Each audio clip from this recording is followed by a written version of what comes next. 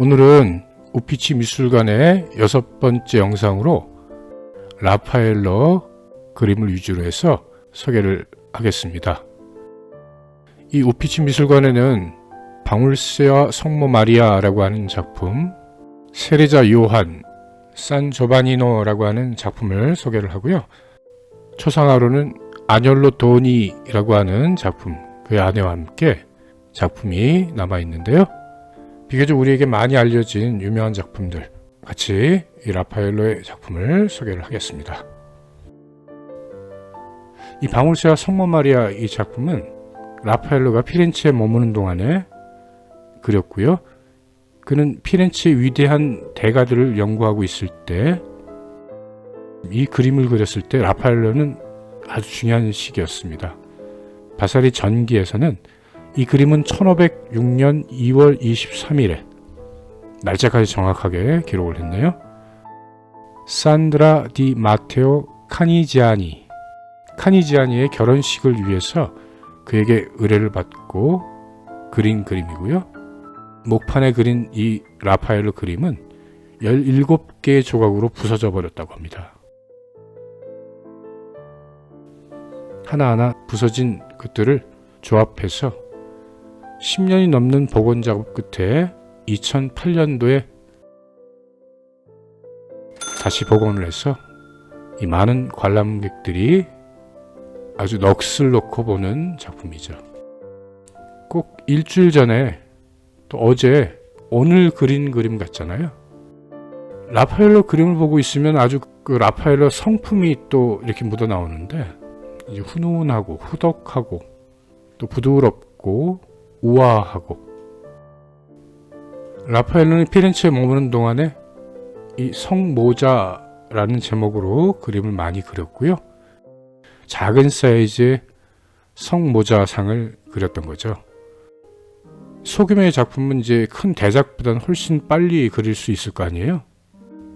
또 라파엘로 성격이 아주 약속한 날짜에 정확한 그림을 주문자의 원하는 스타일로 이 성모자는 수없이 많은 성모자상을 그렸지만은 단 한 점 똑같은 그림이 없을 정도로 라파엘로는 그 주문자의 이야기를 듣고 주문자의 그 원하는 스타일로 그려서 이 주문자에게는 항상 만족감을 주었다라고 이야기를 합니다. 미켈란젤로 다르게 레오나르도 다빈치와 다르게 라파엘로의 아주 성실함은 또 친절함은 피렌체 시민들이 만인의 화가다. 요즘엔 뭐 국민자가 많이 붙더라고요. 국민 배우, 국민 가수, 국민 오빠, 국민 화가였다. 만인의 화가였다라고도 이야기를 하고 있습니다. 그만큼 많은 사람들의 사랑을 받았던 거죠.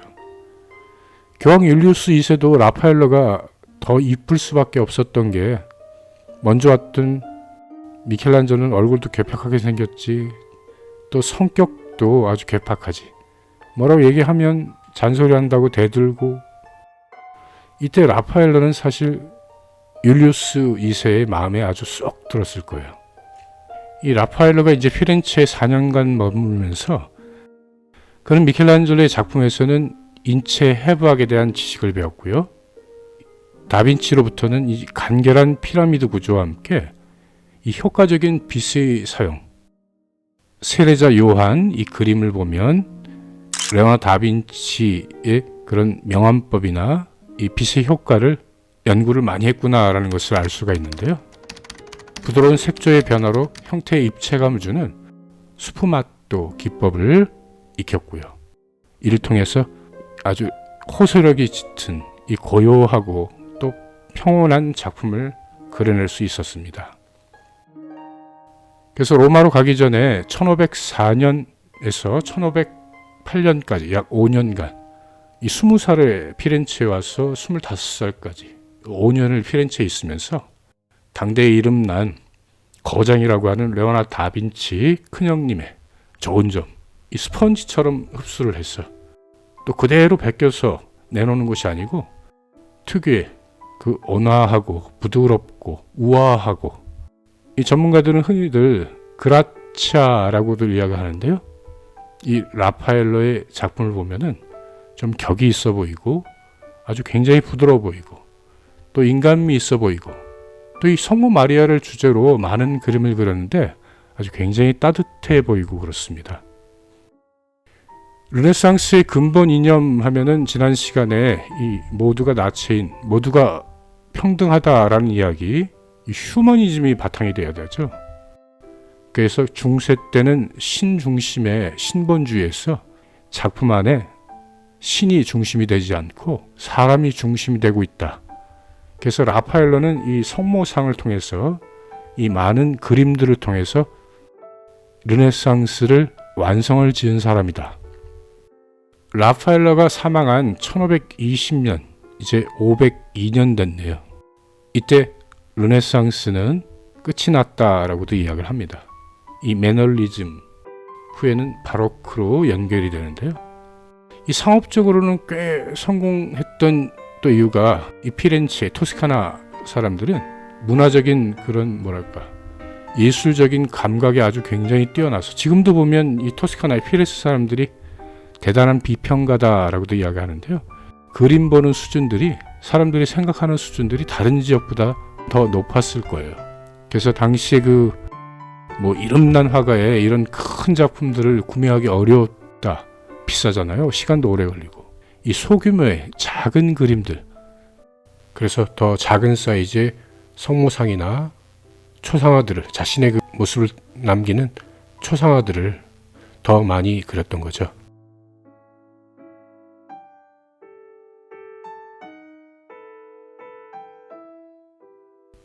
피렌체 상인 아뇰로 도니의 초상화는 이 전시실에서, 우피치 미술관의 전시실에서 또 이렇게 볼 수가 있는데요. 피렌체에 아주 큰 영향력을 갖고 있는 가문인 스트로치 가문의 막달레나와 이 결혼을 하게 되는 아뇰로 도니, 후에 자식이 태어나자 이를 기념하기 위해서 미켈란젤로에게는 전편에 보셨던 성가족 떤도 도니라고 하는 그림을 주문했고, 라파엘로에게는 자신들의 그 초상화를 주문을 했다. 막달레나 도니의 아내가 된 당시의 나이가 15살, 시집 올 때의 나이가 15살이니까 이 그림 그렸을 때는 18살이겠네요. 이 두 사람은 참 운이 좋았던 사람인 것 같아요. 이 세 명의 천재가 이제 모두 피렌체에 있던 시기에 이 멋진 그림들을 남길 수 있었으니까. 그래서 얼마나 이 박물관에서 큰 대접을 받고 있습니까? 일반적으로 이 라파엘로의 그림 중에는 성모자상을 주제로 한 그림들이 잘 알려져 있는데요. 한 점 한 점 모두 다 그야말로 위대한 작품이다 라고 이야기할 수 있습니다. 성모 마리아를 주제로 어떤 그림들을 그렸는지 이 영상에 띄워드리겠습니다. 초원의 성모라고 하는 작품, 1505년도에 그려진 작품이고요. 또 의자의 성모자라고 하는 1513년에 그린 작품이라 로마에 있으면서 이 그림을 그렸겠네요.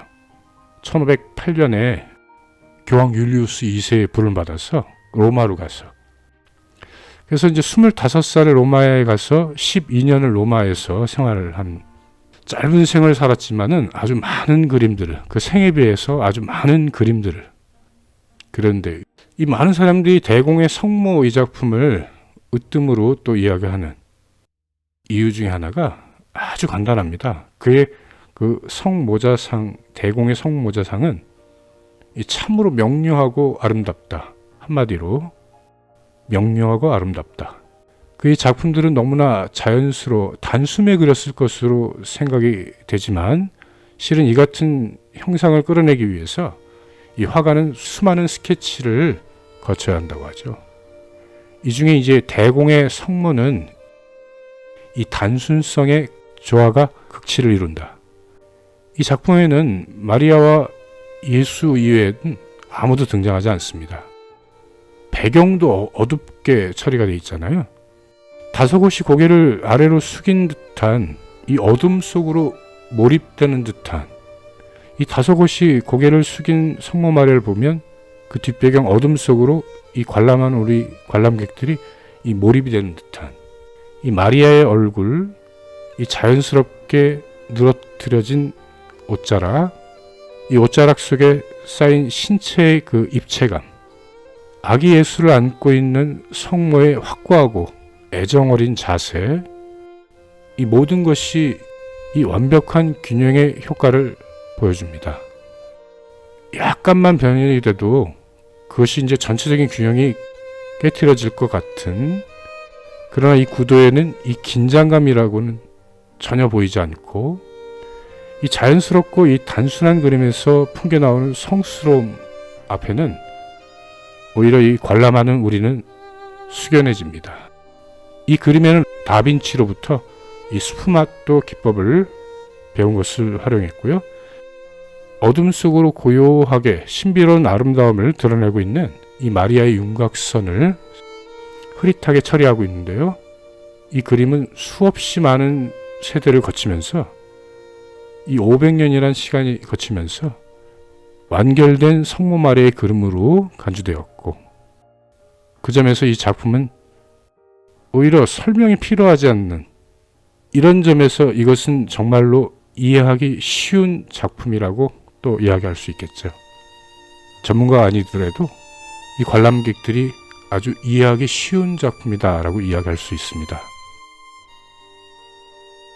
고향 선배 브라만테의 추천으로 라파엘로는 25세에 1508년에 로마로 와서 당시 교황이 주거했던 아파트 건물이었는데요.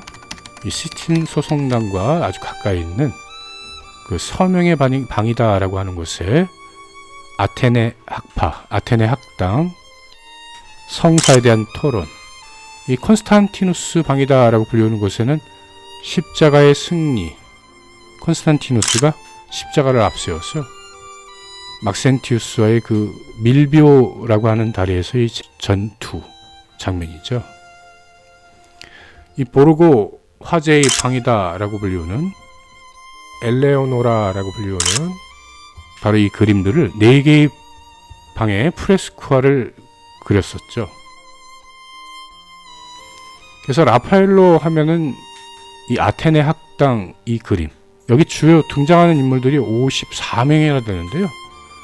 아주 이렇게 복잡해 보이지 않고 전하는 메시지가 아주 또렷한, 당대의 주변에 아주 유명한 사람들을, 또 가까운 사람들을 존경하던 레오나르도 다빈치의 얼굴까지 정중앙에 이제 주인공인 듯한 저 빨간색의 토가와 파란색의 토가를 입은 사람이 플라톤과 아리스토텔레스인데요.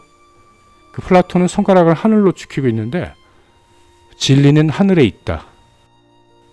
이상주의자 플라톤의 얼굴을, 플라톤을 그린 거지만 그 얼굴은 레오나르도 다빈치의 얼굴입니다. 31살이나 많은 큰형님의 얼굴을. 이거 하나만 봐도 이 레오나르도 다빈치의 라파엘로의 존경심을 또 알 수가 있고요. 그 옆에는 그 제자 아리스토텔레스가 스승을 바라보면서, 스승님 그게 무슨 말입니까? 진리는 땅에 있습니다. 이 손바닥을 땅으로 내리고 있잖아요.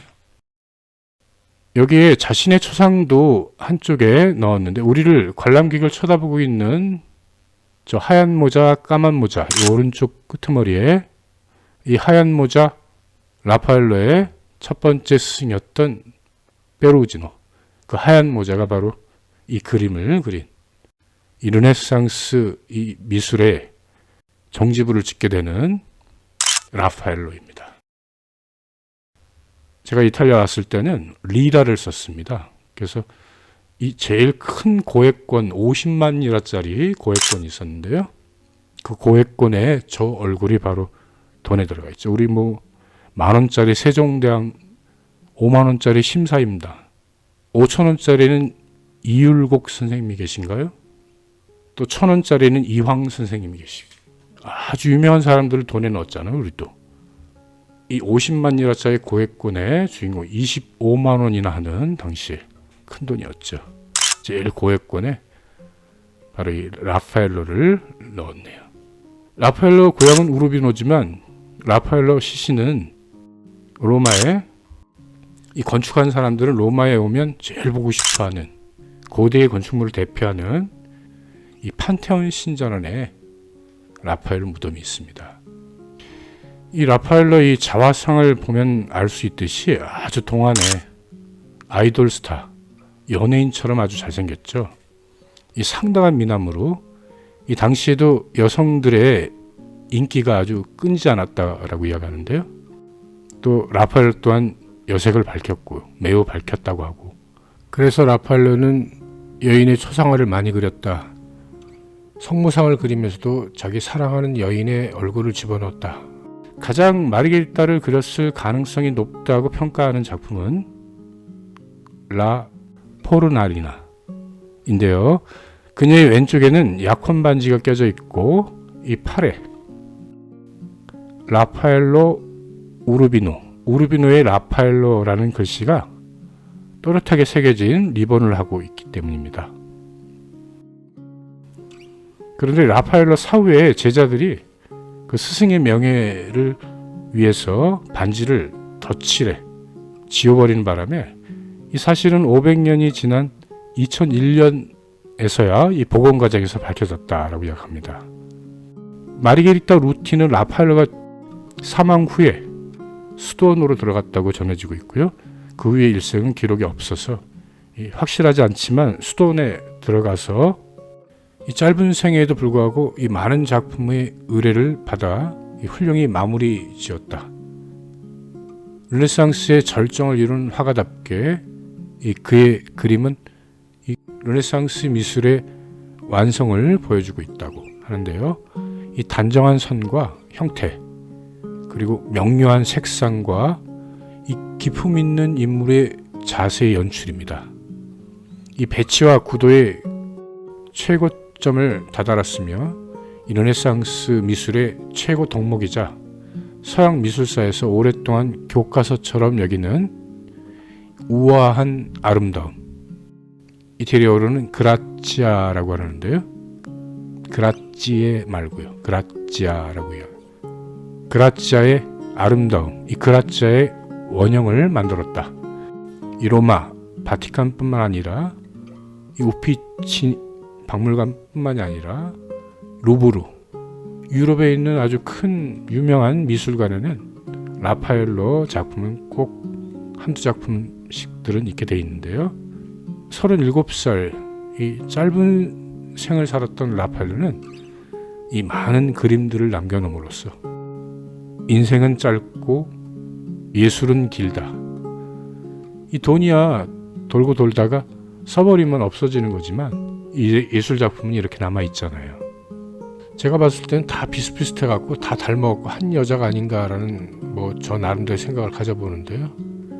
어쨌든 중요한 거는 이 사랑하는 여인이 있었기 때문에 저런 아주 사랑스러운 그림을 그릴 수 있지 않았을까라는 생각을 가져봅니다. 자, 오늘 영상은 여기까지고요. 다음 또 영상에서 뵙겠습니다. 영상이 늦어져서 죄송합니다.